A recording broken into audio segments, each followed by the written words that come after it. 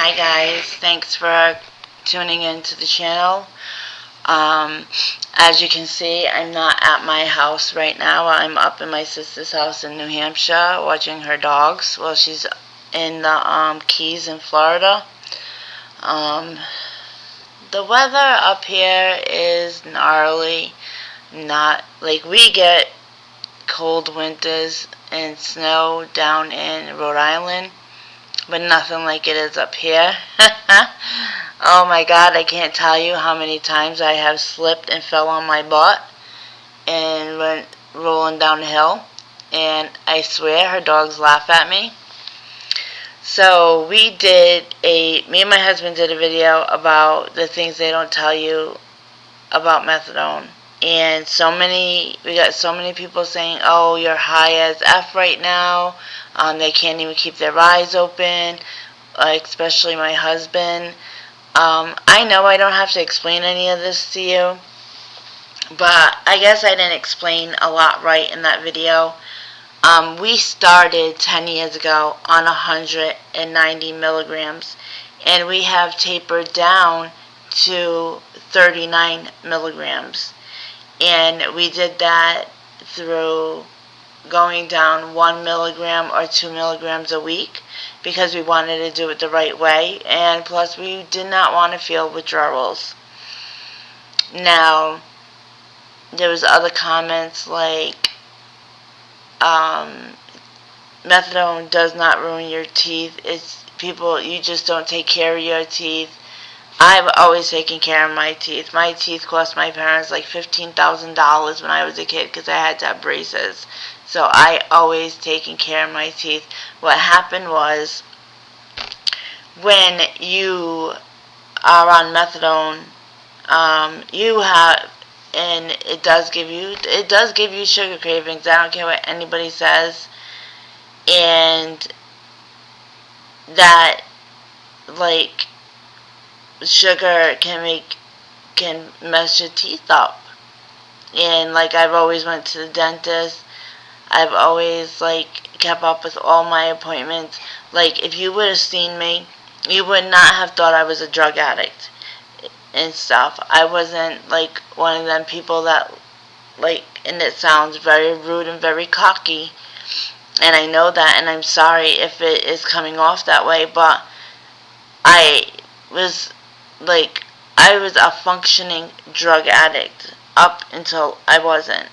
Like, I was only using hard drugs for 3 years, and I was still functioning up until maybe my last 6 months, and that's when it got really bad.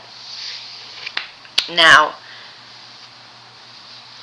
and then I decided one day I didn't want to do it anymore. I wanted to have my life back. I wanted to try to get my family back, and I wanted the respect of my daughters and stuff. And tragically, one of my daughters followed my route, and she died at 24. And it kills me every day.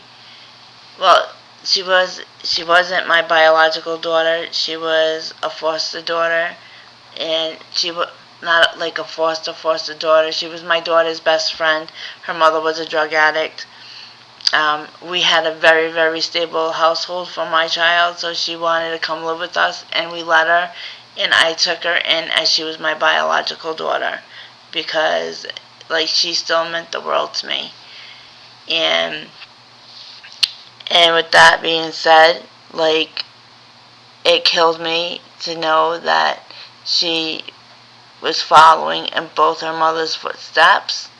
And the night that she was taken from us, it was 2 days after Christmas, and she wanted to go see her real mother, and I begged her not to go. I was like, just stay with us, have the final Christmas dinner with us, and and she still went. I didn't hear from her for a day, and I went knocking on the mother's door. I went to go see where she was, and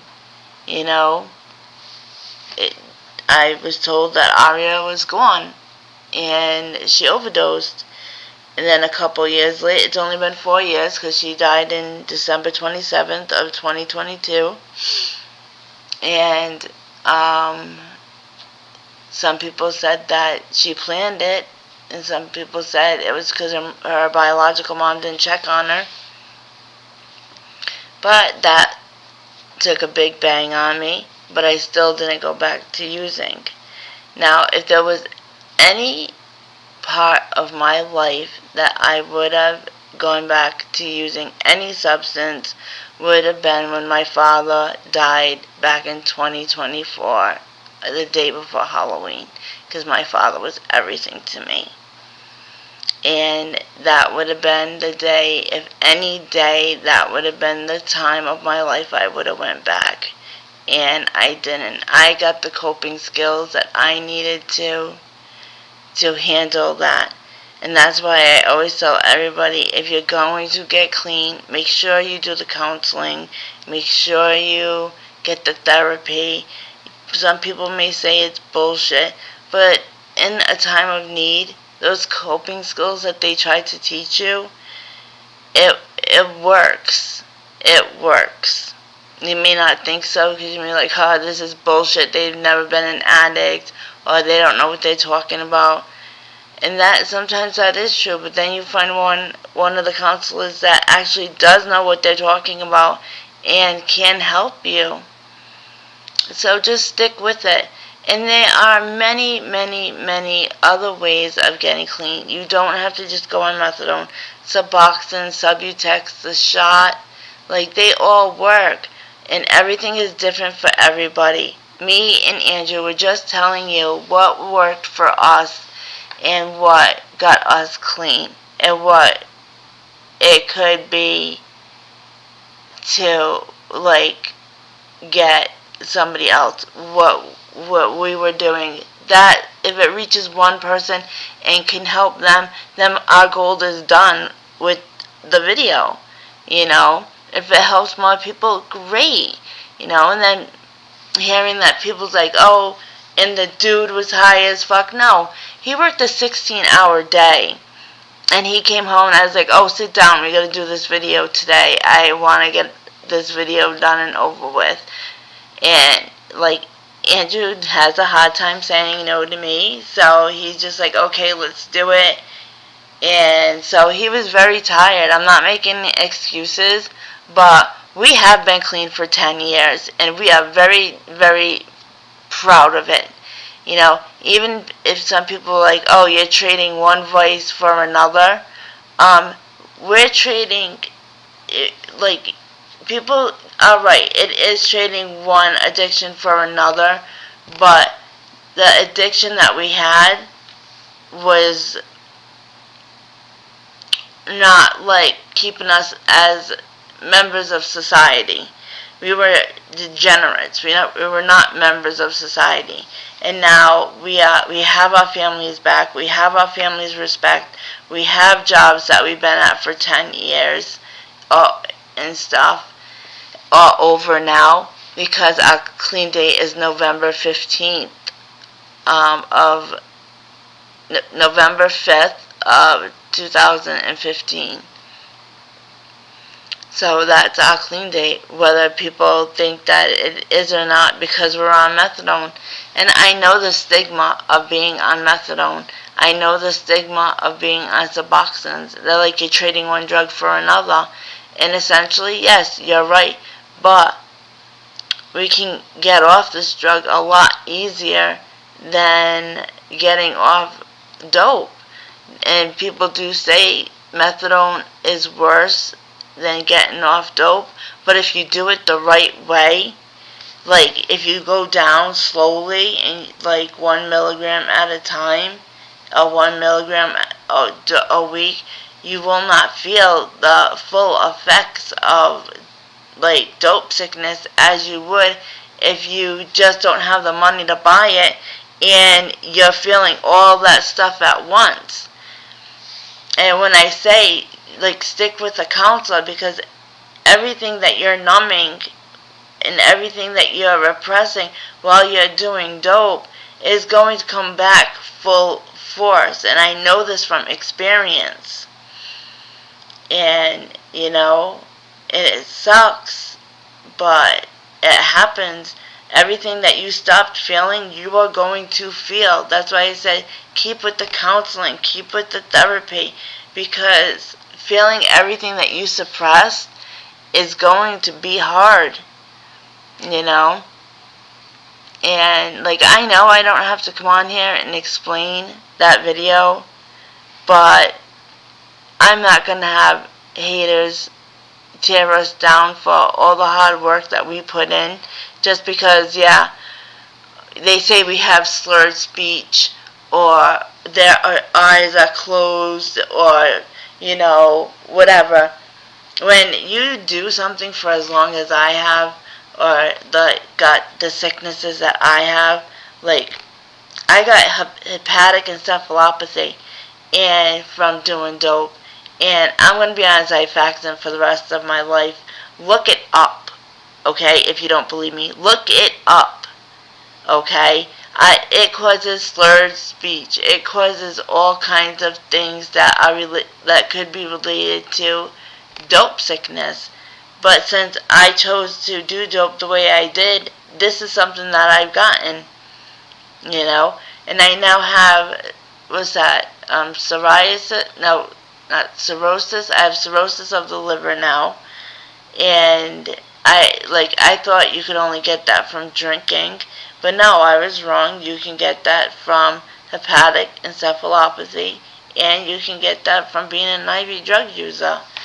So, I got a lot of medical, defects because of my drug of choice. And, I just, that's a whole other video. Those are whole different videos that I don't think I'll ever do on this channel because of how the methadone video turned out. But we still are going to do the video with how wrong, how when somebody ODs, the right things to do and the wrong things to do, because that has happened to us. So that will be coming out with Andrew and I this week together. And, but like I said, we are trying to make a safe space for lifestyle talk. This isn't going to be a channel just about drug recovery. This isn't going to be a channel about just animals. This is an everyday life channel. So it's not going to be one niche. It's going to be everything. It's a whole lifestyle channel, and you can't put that into one category. So I just wanted to say that, and I wanted to thank all you beautiful people for subscribing and supporting us. And I hope you continue to stay. And if you hit this spot in the video, drop a red heart. If you have any questions, comments, concerns, please leave them in the bottom of the video. If you think that I've said something out of pocket, you can leave it in the bottom of the video. Because I also like reading constructive criticism, because that makes me feel like, okay, well, maybe I should change some ways of how I'm doing things.